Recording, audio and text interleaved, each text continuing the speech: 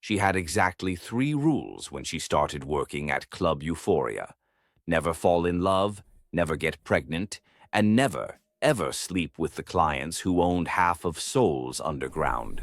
Sade broke all 3 in one night with Kang Minho, and now his enemies were hunting her. His child was growing inside her, and the most dangerous man in Korea was offering her protection that felt more like possession.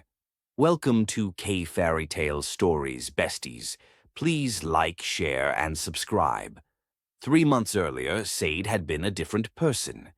She'd been studying business management at Seoul National University, working part-time at a cafe, dreaming of opening her own restaurant someday. Then her father collapsed during his shift at the factory. Stage 4 lung cancer. The hospital bills came like an avalanche, burying her family in debt they'd never escape. When the loan sharks started showing up at their apartment, when they started making threats about her younger brother and sister, Sade made a choice. She dropped out of university. She sold her textbooks, her laptop, everything of value. It wasn't enough. That's when her roommate mentioned Club Euphoria. High-end, she said. Clean, safe. The kind of place where foreign businessmen and wealthy locals paid thousands for a night with beautiful women. 1 month, her roommate promised. 1 month and you'll have enough for the surgery. Sade told herself it was temporary, told herself it didn't matter what she had to do if it meant her father lived, told herself she could survive anything for her family. The club itself was nothing like she expected. No dark alleys or seedy back rooms. Club Euphoria occupied the top 3 floors of a luxury hotel in Gangnam, all crystal chandeliers and marble floors and women who looked like they belonged on magazine covers. The madam, a sharp-eyed woman named Mrs. Choi, had looked Sade up and down with the calculating gaze of someone pricing merchandise. "You're pretty," she'd said. "Exotic. The foreign look works here. Men pay extra for that." Sade had signed the contract without reading it. Desperation made you stupid. Her first 2 weeks, she'd only worked as a hostess, pouring drinks, laughing at unfunny jokes, letting men touch her waist or her knee, but nothing more. She told herself this was manageable, told herself she could do this without crossing certain lines. Then Mrs. Choi called her into the office. "One of our most important clients requested you specifically," she said. "He saw you last week serving his table. He's willing to pay 5 million won for 1 night. Sade's hands had gone cold. "That's enough for the surgery," Mrs. Choi added. "All of it. 1 night and your father lives." That's how Sade found herself standing outside room 7 on a Friday night, wearing a red dress that barely covered her thighs, her heart hammering so hard she thought it might break through her ribs. She knocked twice. The door opened. And there he was. Kang Minho stood in the doorway like he owned not just the room but the entire world. He was tall, maybe 6 feet, with the kind of face that made women stop breathing. Sharp jawline, dark eyes that seemed to see straight through her, black hair pushed back from his forehead. He wore a black suit with no tie, the top buttons of his shirt undone. And he looked at her the way a predator looks at prey. "Come in," he said in perfect English. His voice was deep, controlled, the kind of voice that didn't need to be raised to command obedience. Sade stepped inside. The room was enormous, more like a luxury apartment than a hotel room. Floor-to-ceiling windows overlooking the city, a king-sized bed with black silk sheets, a sitting area with leather furniture. Minho closed the door behind her and she heard the lock click. The sound felt final. "Your name," he said. It wasn't a question. "Sade," she managed. Her voice came out smaller than she wanted. Minho moved to the bar in the corner, poured 2 glasses of whiskey. He handed her one. She took it with trembling hands. "You're new," he observed. "First night?" She nodded. He studied her for a long moment. And something in his expression shifted. something that might have been disappointment or maybe curiosity. "Why are you here, Sade?" The question caught her off guard. "Because you paid for me to be here." "That's not what I asked." He moved closer and she caught his scent, expensive cologne mixed with something darker, something that made her pulse quicken. "Why are you really here?" The honest answer slipped out before she could stop it. "My father is dying. I need money for his surgery." Minho's eyes narrowed slightly. "So you sold yourself." "I did what I had to do." "And what if I told you to leave right now? That I'd pay the full amount anyway?" Sade looked at him, confused. "Why would you do that?" "Because," Minho said quietly, "you don't belong here. Everything about you screams that this is wrong, that you're terrified, that you're forcing yourself to be someone you're not." He finished his whiskey in one swallow. "I don't sleep with women who don't want to be here." Relief and something else, something she didn't want to name, flooded through her. "So I can go?" "You can go." He turned away from her, moved to the windows. "The money will be transferred tonight. Tell Mrs. Choi that I was satisfied. Lie if you have to." Sade should have left, should have grabbed this miracle and run. But instead she found herself speaking. "Why? Why would you pay for nothing?" Minho didn't turn around. "Because I know what it's like to do things you hate to protect the people you love. Because mercy is rare in my world, and maybe I need to practice it occasionally. Because looking at you makes me feel something I haven't felt in years, and that terrifies me more than any enemy I've ever faced." The confession hung in the air between them. Sade took a step toward him. "Thank you," she said softly. "Don't thank me," Minho replied. "Just promise me something. Get the surgery for your father. Get out of this place. Go back to whatever life you had before. Forget you ever met me." "Why?" "Because I'm not a good man, Sade, and women who get close to me tend to end up dead." He finally turned to face her, and the look in his eyes made her breath catch. "So take the money, save your father, and stay far away from Kang Minho." She left the room in a daze. Mrs. Choi was waiting downstairs with a knowing smile and an envelope thick with cash. "See? Easy money. You'll be a natural at this." But Sade barely heard her. Her mind was still in that room with a man who'd shown her unexpected kindness, a man whose eyes held shadows so deep she wanted to understand them, a man who'd looked at her like she was precious even though he'd paid to use her. She told herself that was the end of it, told herself she'd never see him again. She was wrong. 2 weeks later, Sade's father had the surgery. The doctors said he had a good chance now, that the treatment was working. Her mother cried with relief. Her siblings hugged her, thanking her for saving their father without knowing how she'd gotten the money. Sade told them she'd gotten a loan from a benevolent employer. The lie tasted bitter, but it was better than the truth. She tried to go back to her normal life. Got a job at a restaurant, started saving money to return to university eventually. But she couldn't stop thinking about Minho. The way he'd looked at her, the sadness in his voice when he'd warned her away, the feeling that he'd seen something in her worth protecting. She was being stupid, she knew, romanticizing a transaction. But her traitorous heart didn't care about logic. Then, one night, as she was closing up the restaurant, a black car pulled up to the curb. The window rolled down. Minho sat in the back seat, looking exactly as devastatingly beautiful as she remembered. "Get in," he said. It wasn't a request. Sade should have been afraid, should have run. But instead she found herself walking to the car, opening the door, sliding into the leather seat beside him. The driver pulled away from the curb before she could change her mind. "Where are we going?" she asked. "Somewhere we can talk," Minho replied. His jaw was tight, tension radiating from him. "I told you to stay away from me." "I did stay away." You're the one who came looking for me. I know. His hand clenched into a fist on his thigh. I know, and I should have left you alone. But I can't stop thinking about you. The confession made her heart skip. I can't stop thinking about you either, she admitted. Minho closed his eyes like he was in pain. This is a mistake. Then why are you here? Because 2 weeks without seeing you felt like dying.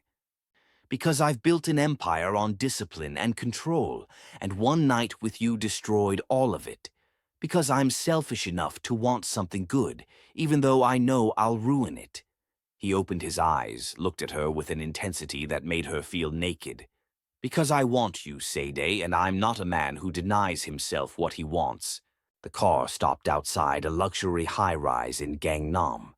Minho's penthouse occupied the entire top floor. He led her inside without touching her, but she felt the pull between them like gravity. The space was minimalist, all clean lines and expensive furniture and windows overlooking the glittering city. "Can I offer you something to drink?" he asked. His politeness felt like armor. Sage shook her head. "I don't want a drink."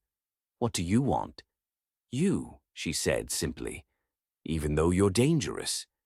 Even though this is probably the worst decision I'll ever make. I want you." Something in Minho's control snapped. He crossed the distance between them in 2 strides, his hands framing her face, his forehead dropping to rest against hers. "You don't know what you're asking for. Then show me." His kiss was nothing like she expected. It wasn't aggressive or demanding, it was desperate, almost reverent, like he was drowning and she was air. His hands slid into her hair, tilting her head back, and she melted into him. Every nerve in her body came alive. When he finally pulled back, they were both breathing hard. "I'm not gentle," he warned. "I don't do relationships. I don't know how to be soft." "I don't care," Sade said. "I just want tonight. Even if that's all we get."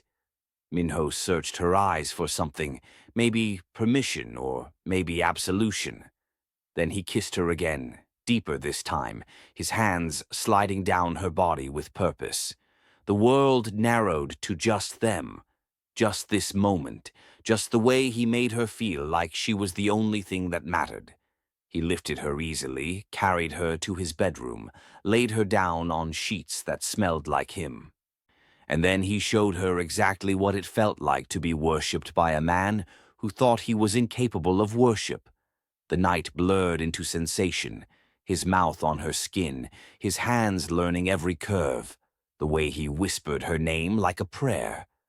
Sade had never felt anything like this consuming need, this feeling of being completely wanted. When he finally moved inside her, when they became one in the most intimate way possible, she understood why this was dangerous. Because this wasn't just physical. This was something deeper, something that would leave marks on her soul. Minho held her afterward, his fingers tracing patterns on her back, and for a moment she let herself pretend this was real, that he was hers and she was his, and the world outside this room didn't exist. The next morning, Sade woke up alone. Panic seized her until she heard movement in the other room. She found Minho in his kitchen, shirtless, making coffee. The morning light painted him gold, highlighting the scars that decorated his torso, evidence of a violent life. He looked up when she entered, and something soft crossed his face before his usual mask slid back into place. "How do you take your coffee?" "Black is fine." He poured her a cup, handed it to her without touching her. Sade wrapped her hands around the warm mug, suddenly feeling awkward. "So what happens now?" Minho leaned against the counter, studied her with those dark eyes that saw too much. "Now you go back to your life and I go back to mine. That's it? One night and we pretend this didn't happen? That was the agreement." His voice was carefully neutral. "You said you just wanted tonight." Sade set down her coffee with more force than necessary. "What if I want more than one night?" "You don't. Trust me." Minho's jaw tightened. My world is dangerous, Sade. The men I do business with, the enemies I've made, they'd use you against me in a heartbeat. Getting close to me is a death sentence. What if I'm willing to risk it? You're not. You're young. You have your whole life ahead of you. Go back to school. Open that restaurant you dreamed about. Find some normal guy who'll give you a normal life. His words were harsh, but she heard the pain underneath them. And what about what you want? She challenged. Do you want me to walk away? More than anything, he said quietly. Then his control cracked. And less than anything, I want you to be safe, Sade, even if that means being safe from me. But God help me, I also want to keep you here, locked in this penthouse where no one can touch you, where you're mine and only mine. The raw honesty of it stole her breath. Then keep me. Don't be stupid. Don't be a coward. The words came out sharper than she intended. You said you always take what you want, so take me. Stop pushing me away because you're afraid. I'm not afraid. Yes, you are.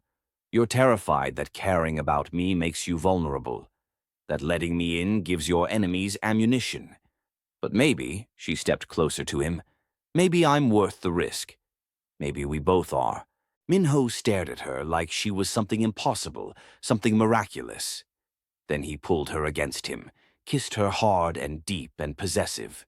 Stay, he murmured against her lips. Stay with me. Just for today. I'll stay, she promised. That day turned into a week. Sade told her family she got a live-in position at a restaurant. The lie came easier this time.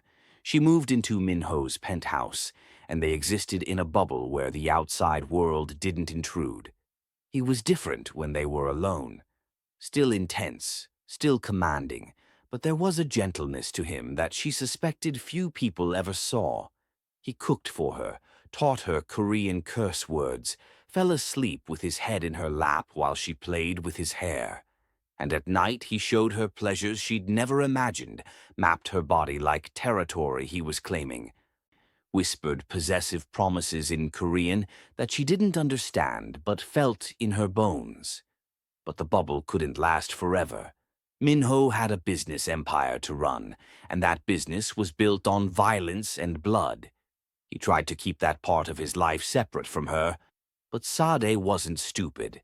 She saw the late-night phone calls, the tension in his shoulders, the way his men looked at her with barely concealed concern. She saw the guns hidden throughout the penthouse, the security cameras, the bodyguards who now followed her whenever she left the building. She was living with a criminal, and pretending otherwise was naive. The reality crashed down on her one evening when Minho came home covered in blood. Sade was in the living room reading when she heard the door open. She looked up and froze. Minho stood in the entryway, his white shirt soaked red, his knuckles split and bloody, his eyes empty in a way that terrified her. "Oh my God," she breathed, rushing to him. "Are you hurt?" "It's not my blood," he said flatly. "Then whose blood is it?" "Someone who tried to hurt what's mine." He looked at her and she saw fury in his eyes, barely controlled violence simmering beneath the surface. "Someone who made the mistake of mentioning your name in a way I didn't appreciate." The implication sank in. "You killed someone because of me." "I removed a threat. That's my job."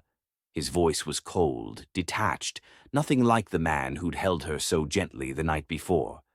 "This is who I am, Sade. This is what I do. I protect what's mine by eliminating anyone who threatens it.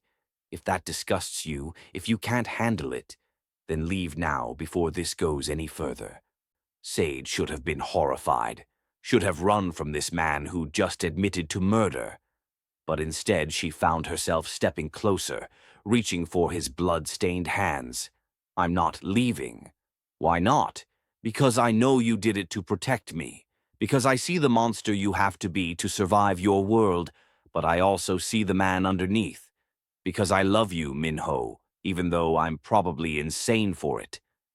The confession hung between them, Minho's control finally shattered. He pulled her against him, buried his face in her neck, held her so tight she could barely breathe. "Say it again," he demanded hoarsely. "I love you.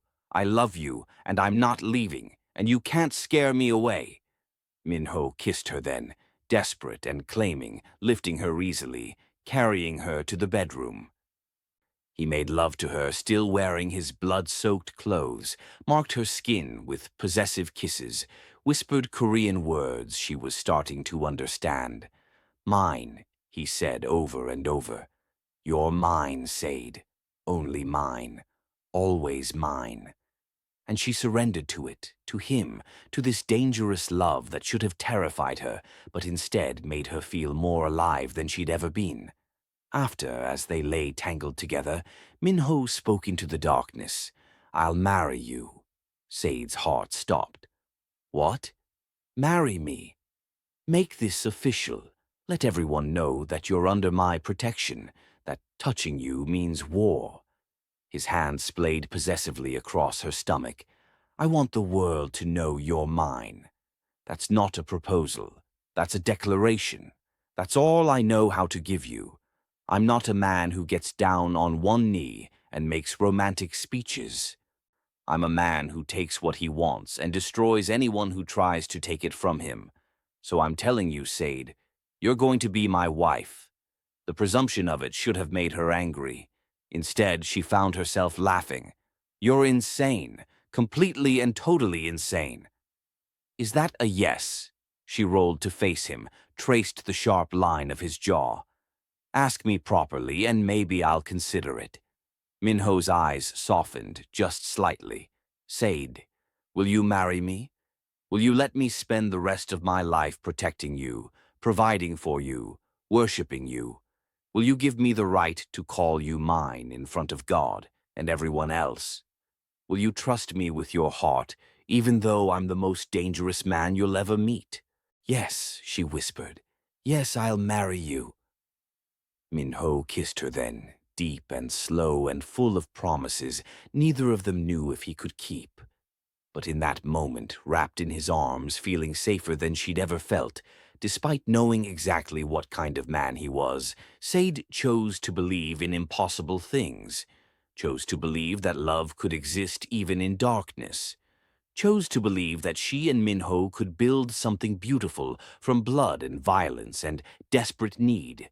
She was wrong about a lot of things, but she was right about one. She was his, completely and utterly his, and he was hers, and that belonging would be tested in ways neither of them could imagine. They were married 3 days later in a private ceremony that felt more like a business transaction than a wedding. Minho's lawyer officiated. 2 of his most trusted men served as witnesses, and the entire thing took less than 15 minutes. Sade wore a simple white dress Minho had bought for her. He wore his usual black suit, and when he slipped the ring onto her finger, a platinum band with diamonds that probably cost more than her family's house, she felt the weight of what she'd just done. She was married to a crime lord. She was Mrs. Kang Minho. She belonged to the most dangerous man in Seoul. And despite everything, despite the insanity of it all, she'd never been happier. Minho seemed different after the ceremony, more possessive, more attentive, like the ring on her finger had given him permission to claim her completely. He started bringing her to business dinners, introducing her as his wife with a pride that made her chest tight. He bought her clothes, jewelry, things she'd never dreamed of owning. He hired bodyguards to follow her everywhere, installed security systems in every room, made it clear to his entire organization that she was untouchable. And at night, he worshipped her body like it was sacred, made love to her with an intensity that left her breathless and aching and completely his. For 2 weeks, Sade lived in a dream. Then reality came crashing back. She'd been feeling off for a few days, nauseous in the mornings, exhausted by midday, her breasts tender in a way that made her uncomfortable. At first, she blamed it on stress, on adjusting to this new life. Then she missed her period. Panic set in immediately. She bought 3 pregnancy tests from 3 different pharmacies, took them all in the bathroom of Minho's penthouse while he was at a meeting. All 3 came back positive. Sade stared at those 2 pink lines and felt her world tilt. She was pregnant, with Minho's child, a child conceived in violence and passion and desperate need, a child that would tie her to him forever, that would make her a permanent target for his enemies, that would change everything. She was sitting on the bathroom floor, surrounded by positive tests, when Minho came home. He found her there 20 minutes later, tears streaming down her face. "Sod?" His voice was sharp with concern. "What's wrong? Are you hurt?" She couldn't speak, just held up one of the tests with a shaking hand. Minho went very still. He took the test from her, studied it for a long moment, then looked at her with an expression she couldn't read. "You're pregnant," she nodded. "With my child." Another nod. Minho set down the test carefully, then dropped to his knees in front of her. His hands framed her face, thumbs wiping away her tears. "Why are you crying? Is this not what you want?" "I don't know," she admitted. "I'm terrified." "Of what?" "Of everything. Of bringing a child into your world, of making them a target, of being a terrible mother, of you not wanting this." Minho's eyes softened in a way she'd never seen before. "Sade, listen to me. I want this. I want you, and I want our child, and I will burn down the entire city before I let anyone hurt either of you. You're going to be an incredible mother, and our child will be the most protected person in Korea." He pressed his forehead to hers. "This is a gift, not a curse. Do you understand?" She wanted to believe him, wanted to surrender to the certainty in his voice, but fear was a living thing inside her chest. The next few weeks passed in a blur of doctor's appointments and security upgrades, and Minho's increasingly possessive behavior. He barely let her out of his sight, canceled meetings to go with her to checkups, hired a private physician to monitor her health, started planning for a nursery before she was even 3 months along. And while part of Sade appreciated his devotion, another part felt suffocated. She'd gone from being invisible to being the center of someone's entire world, and she didn't know how to handle that kind of intensity. Then things got complicated. Minho had a rival, a man named Choi Jae-sung, who controlled the Eastern District and had been trying to expand into Minho's territory for years. Until now, they'd maintained an uneasy truce. But when word got out that Minho had married, that his new wife was pregnant, Jae-sung saw an opportunity. The first threat came in the form of a gift, a bouquet of black roses delivered to the penthouse with a card that read, "Congratulations on the baby. I hope nothing happens to it." Minho's rage when he saw it was terrifying. He immediately doubled her security, moved her to a safe house, refused to let her leave without an armed escort.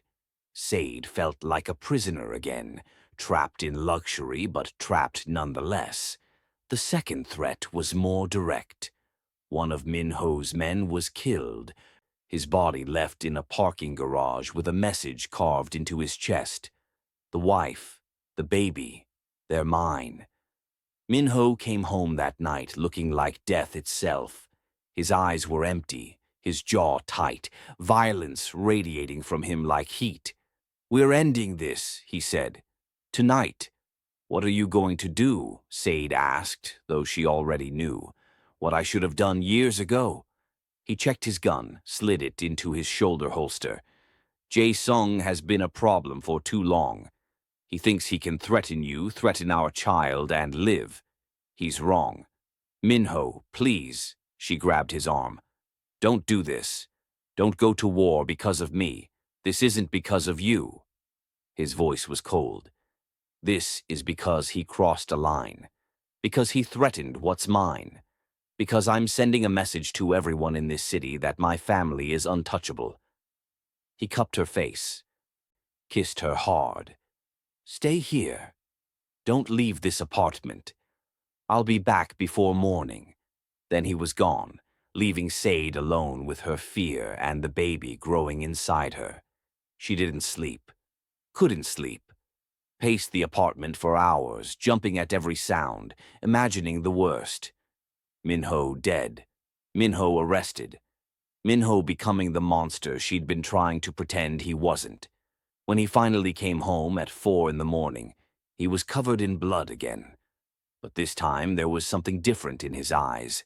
Satisfaction. Finality. "It's done," he said simply. "Jae-sung won't be a problem anymore.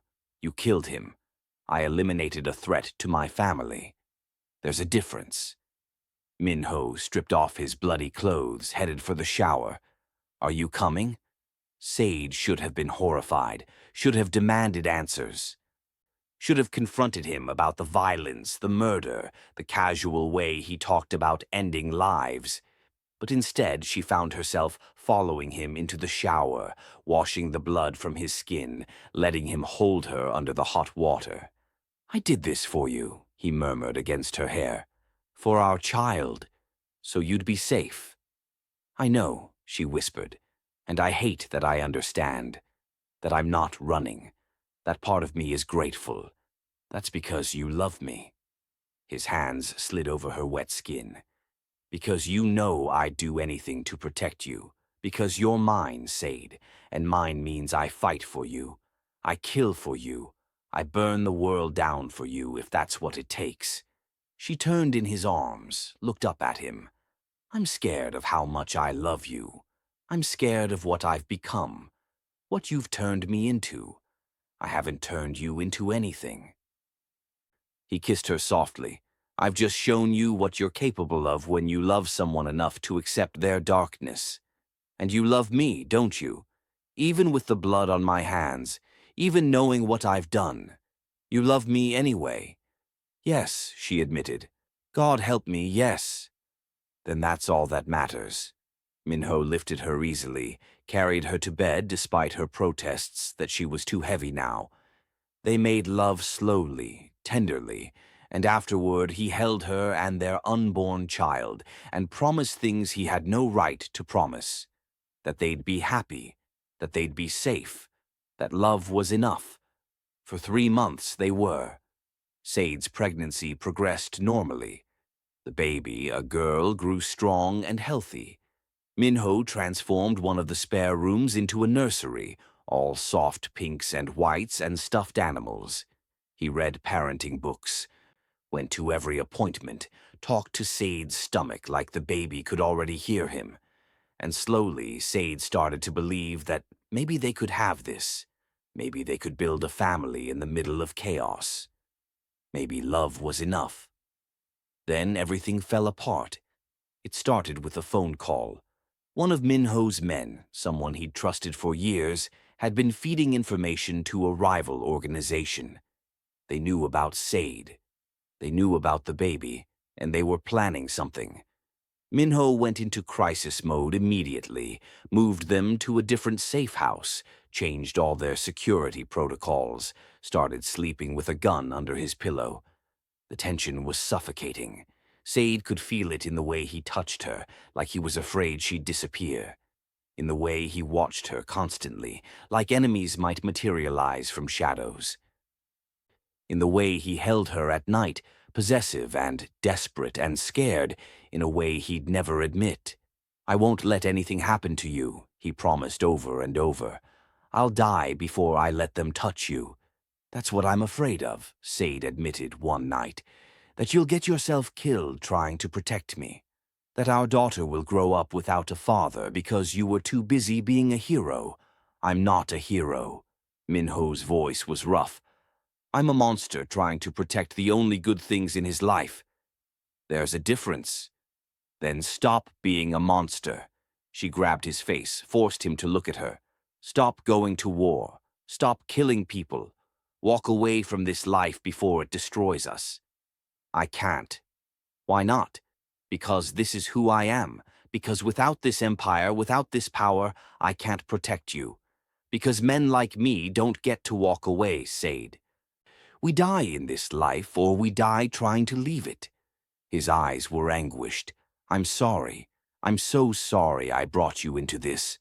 But I can't let you go. I won't. The attack came 2 days later.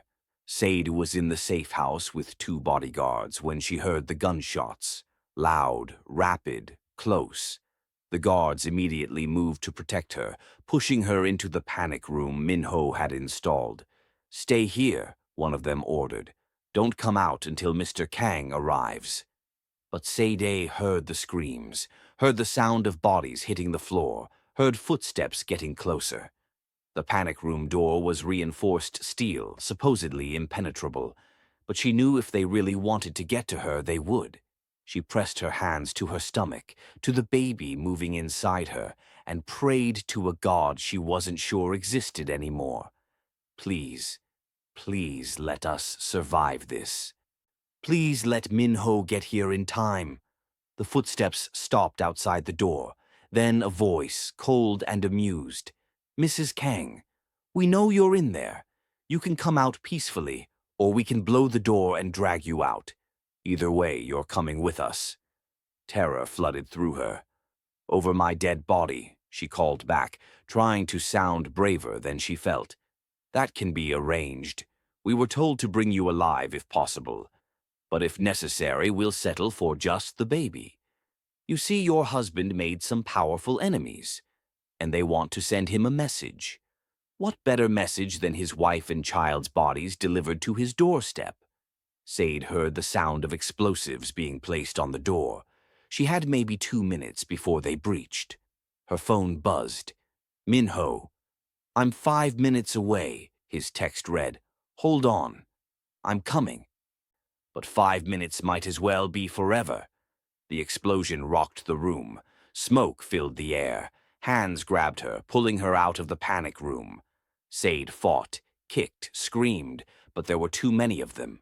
4 men, maybe 5, all armed. They dragged her toward the door. Then gunfire erupted again. But this time it was different, organized, precise. Minho's men. She heard his voice, cold and deadly. Let her go. Now, or I start executing everyone in this building. The men hesitated. Their leader, a scarred man with dead eyes, pressed a gun to Sade's temple. You shoot, she dies. Minho appeared in the doorway. His gun was pointed directly at the leader's head, and his eyes were emptier than Sade had ever seen them.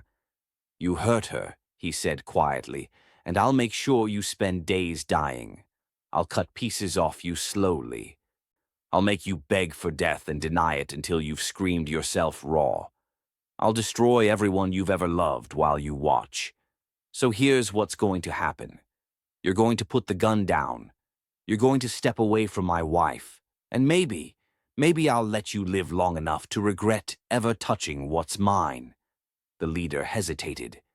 In that split second of indecision, Minho moved. The shot was perfect. The leader dropped dead before he hit the ground. Chaos erupted.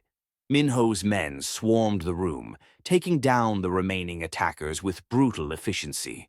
And through it all, Minho moved towards Sade like nothing else existed. He caught her as her knees gave out, held her against his chest, his hands frantically checking her for injuries.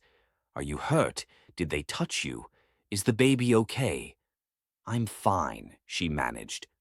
We're both fine. Thank God. His voice broke. Thank God. He buried his face in her hair, and she felt him shaking. I thought I'd lost you. I thought I'd be too late. They went to the hospital immediately. The doctor confirmed what Sade already knew. The baby was fine. Strong heartbeat, normal movement, no complications despite the trauma. But Sade couldn't stop shaking, couldn't stop seeing those men's faces, couldn't stop hearing the threat that they'd take her baby. Minho sat beside her hospital bed, holding her hand, and for the first time since she'd met him, he looked defeated. This is my fault, he said quietly. All of it. I brought you into my world knowing how dangerous it was. I got you pregnant knowing you'd be a target. I've been selfish and stupid, and I've nearly gotten you killed twice now. His grip tightened. I can't do this anymore, Sade. I can't keep risking you. What are you saying? I'm saying I'm walking away. From the organization, from the empire, from all of it. Her heart stopped. Minho, you can't. You said yourself that men like you don't get to walk away. Then I'll be the first. His eyes were fierce. I'll dismantle everything I've built. I'll hand power to someone else. I'll take you and our daughter somewhere safe, somewhere far from Seoul, somewhere my enemies can't find us. I'll give up everything if it means you're safe. But what about your men? Your responsibilities? They'll understand. And if they don't, that's not my problem anymore. His hand moved to her stomach. You and this baby are my priority now. Nothing else matters. Sade saw the determination in his face and knew he meant it.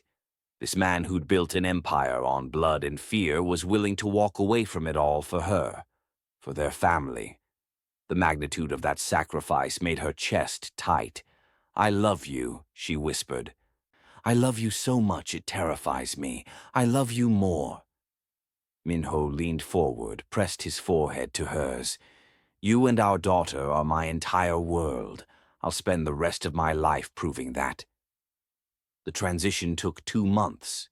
Minho carefully dismantled his organization, distributing territory and resources to trusted lieutenants, making sure everyone understood that he was out. Some people accepted it. Others didn't. There were threats, attempts at retaliation, moments where Sade thought they wouldn't make it. But Minho was methodical, ruthless in his extraction from the criminal world he'd spent years building. By the time Sade was 8 months pregnant, they were ready to leave Seoul. Minho had bought a house in Jeju Island, far from the city, isolated and secure. They would start over there. He'd already set up a legitimate business, a security consulting firm that would give them income without the criminal element. It wasn't the empire he'd commanded, but it was honest work. It was a future their daughter could be proud of. The night before they left Seoul, Minho took Sade to the penthouse one last time. They stood at the windows overlooking the city, his arms wrapped around her from behind, his hands resting on her swollen belly. Any regrets, she asked, about giving all this up? None. His voice was absolute. I'd give up 1,000 empires for you. For her. He pressed a kiss to her temple. You're my empire now, Sade. You and our daughter. Everything else was just preparation for finding you. She leaned back against him, let herself believe in impossible things, in redemption, in second chances. In love being enough to overcome even the darkest past. They moved to Jeju the next day. The house was beautiful, modern but warm, with a garden and a view of the ocean. Minho had already set up the nursery, had already made sure every security measure was in place. And for the first time in months, Sade felt like she could breathe. Like maybe they'd actually escaped. Like maybe they got their happy ending after all. Their daughter was born on a Tuesday morning, 3 weeks later. Labor was long and difficult, but Minho never left her side. He held her hand, coached her breathing, told her she was strong and brave and perfect. And when the doctor finally placed their baby girl in Sade's arms, when she looked down at that tiny, perfect face, she understood why people said love changes everything. Because it did. This little girl, this perfect combination of her and Minho, was worth every moment of terror and pain and sacrifice. Minho looked at his daughter with tears streaming down his face. What should we name her? He asked. Sade thought for a moment. Hope. Her name is Hope, because that's what she represents. Hope for a better future. Hope that we can be more than our past. Hope that love really can conquer everything. Minho kissed Sade's forehead, then gently touched Hope's tiny hand. Hope it is. Perfect. He looked at both of them with such overwhelming love that Sade's heart ached. My girls, my beautiful girls, I promise you both, I'll spend the rest of my life being worthy of this. being the man you deserve, being the father she needs. You already are, Sade said softly. The monster is gone, Minho. This is who you really are. A man who loves his family enough to give up everything for them. That's not weakness. That's strength. He smiled then, really smiled, and Sade saw the boy he must have been before. Life hardened him into something dangerous. I love you, he said. Both of you. More than I thought I was capable of loving anything. The first few months were an adjustment. Minho wasn't used to the mundane tasks of fatherhood, changing diapers and warming bottles, and functioning on 3 hours of sleep.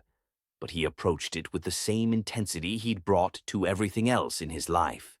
He was methodical about feedings, obsessive about Hope's health, gentle in a way that made Sade fall in love with him all over again. Watching him rock their daughter to sleep, singing softly in Korean, was better than anything his empire had ever given them. They built a life on Jeju that was quiet and normal and beautiful. Minho's security firm did well enough to keep them comfortable. Sade started taking online classes again, working toward finishing her degree. And Hope grew, healthy and happy and loved beyond measure. 6 months after they'd left Seoul, Sade woke up to find Minho standing by Hope's crib, just watching their daughter sleep. She joined him, slipped her hand into his. "What are you thinking about?" she asked. "How close I came to losing this. How many times I almost destroyed the best thing that ever happened to me because I was too proud or too scared or too stupid to choose differently." He looked at her.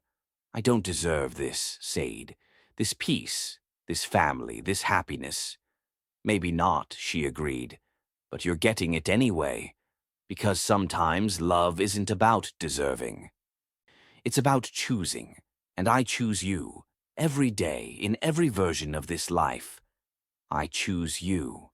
Minho pulled her close, kissed her deeply. "Marry me again," he said. "What?" "We're already married." "I know. But the first time was just paperwork and witnesses and survival. I want to do it right this time. I want to stand in front of people who matter and promise you forever. I want Hope to see her parents choose each other. I want to prove that we're more than just a transaction that turned into love. We're a family, and families deserve beautiful beginnings."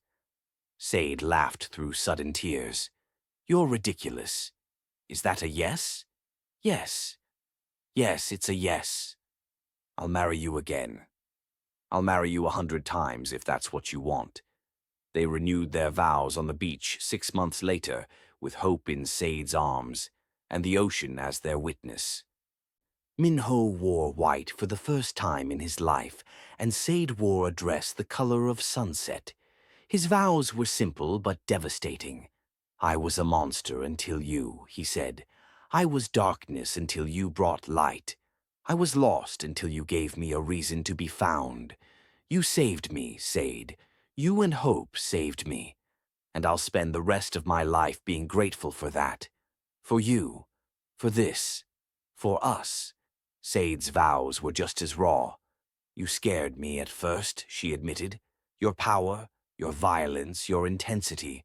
But underneath all that, I saw a man who was desperate to be seen, to be known, to be loved for who he really was, not what he'd become. So I'm promising you now in front of the ocean and the sky and our daughter. I see you, I know you, and I love every part of you. The monster and the man, the darkness and the light, all of it." When they kissed, sealing promises they'd already kept 1,000 times over, Hope giggled in her mother's arms, as if she understood that this moment mattered, that this was what love looked like when it survived everything trying to destroy it, that her parents had fought through hell to give her a world where love was possible. That night, after Hope was asleep, Minho and Sade lay in bed talking about the future, about maybe having another baby, about Sade's restaurant dreams finally becoming reality, about teaching Hope to be strong and kind and brave, about all the ordinary miracles that made up a life well lived. I never thought I'd have this, Minho admitted in the darkness. A family, peace, a reason to wake up that wasn't about survival or power or revenge. You've given me everything, Sade. Everything I didn't know I needed. You gave me yourself first, she reminded him. Your trust, your heart, your willingness to change. I just loved you through it. That's not nothing. He pulled her closer. I'm going to love you until the day I die. And even then I'll find a way to love you in whatever comes after. That's not romantic. That's obsessive. He grinned in the darkness. I'm a reformed crime lord. Obsessive is kind of my thing. Fair point, she laughed. Years passed. Hope grew into a bright, fearless little girl who had her father's intensity and her mother's warmth. Minho's security firm expanded, became legitimate and successful. Sadie opened her restaurant, a small place that served fusion food and became beloved in their community. They had another baby, a boy they named Jin, who was just as perfect as his sister. And through it all, through the mundane chaos of family life, Minho and Sadie held on to each other, held on to the love that had saved them both, held on to the promise that no matter how dark their beginning had been, their ending would be full of light. On their 10th wedding anniversary, Minho took Sade back to Seoul, just for a day, just to show her how far they'd come. They stood outside Club Euphoria, closed now and converted into something else, and remembered the night that changed everything. I broke all my rules for you, Sade said softly. Never fall in love, never get pregnant, never sleep with dangerous men. I'm glad you did. Minho wrapped his arms around her. Because I broke all mine for you too. Never care about anyone more than power. Never let anyone see weakness. Never believe in things like love or redemption or second chances. He kissed her temple. You made me believe in impossible things, Sade. You made me believe I could be more than my worst choices. You are more, she insisted. You're a husband, a father, a good man who made bad choices and then made better ones. That's all any of us can do. Choose better, love harder, fight for the people we care about. And you did that. You gave up everything for us. I'd do it again, he said, 1,000 times, in every lifetime. I'd choose you. I'd choose our family. I'd choose this beautiful, messy, impossible love. Always. They went home to Jeju that night, to their children sleeping peacefully, to the life they'd built from blood and fear and desperate need.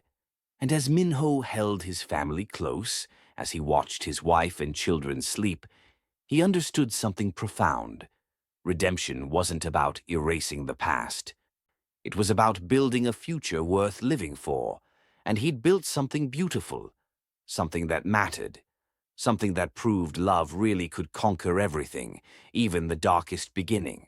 Sade had broken all her rules the night she met Kang Minho, and in return she'd gotten everything she never knew she needed. A love that survived impossible odds, a family that chose each other daily, a life that proved sometimes the most dangerous choice is the one that saves you. She'd been terrified when she knocked on that door in Club Euphoria. She'd been desperate and broken and sure she was selling away pieces of herself she'd never get back. But instead she'd found a man who saw her worth when she couldn't see it herself, who fought for her when she didn't know how to fight, who loved her with an intensity that rewrote both their stories.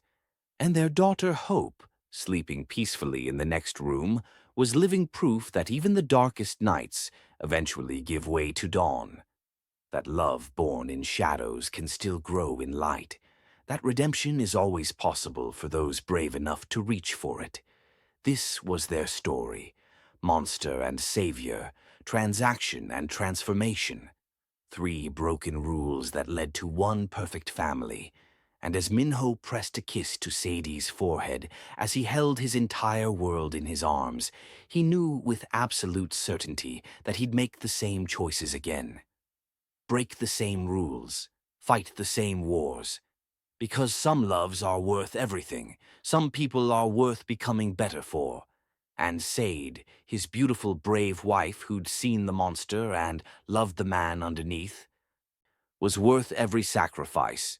She was his redemption, his salvation, his everything, and he would spend the rest of his life proving worthy of the gift she'd given him, the gift of love, the gift of family, the gift of second chances. This was their happy ending, hard-won and blood-bought and absolutely perfect.